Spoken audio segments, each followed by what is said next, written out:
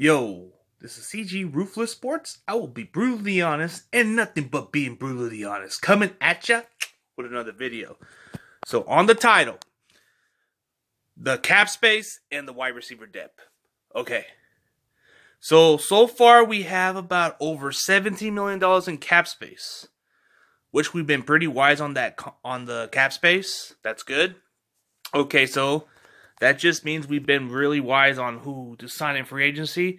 So, probably after we sign the rookies, after we sign the remaining rookies, we should have maybe a little bit of room to maybe give Fred Warner a contract extension, or maybe getting some more need at the cornerback spot, or whatever happens. But as far as the interesting spot is the wide receiver position, I think it's the more intriguing one. Because coming into training camp, this is the one where who has to earn the third spot. The third spot where you get to be the slot receiver. So, signing Marquise Lee does fill the void, but I don't think he's guaranteed to be the starter. I think it comes down to either Richie James, which I don't know if Shanahan is completely sold on him.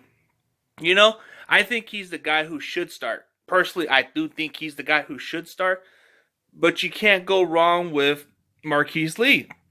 Marquise Lee can be your actual number 3 receiver because at this point of his career, he's a very capable receiver. I mean, he had over 60 plus catches, 863 yards, I believe, in Jacksonville. He had that breakout year.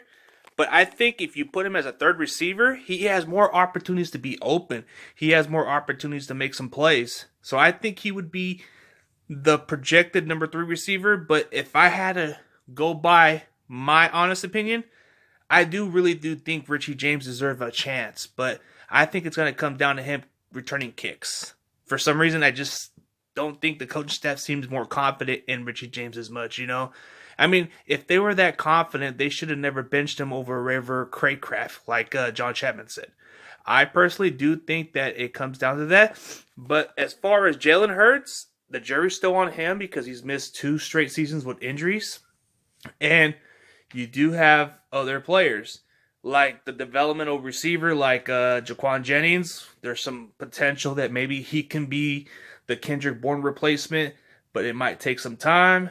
There's just other guys like Austin Watkins and so. There's a lot. Like you got Travis Benjamin, you got Kevin White, River Craycraft, like this guy. I mean, you just don't know.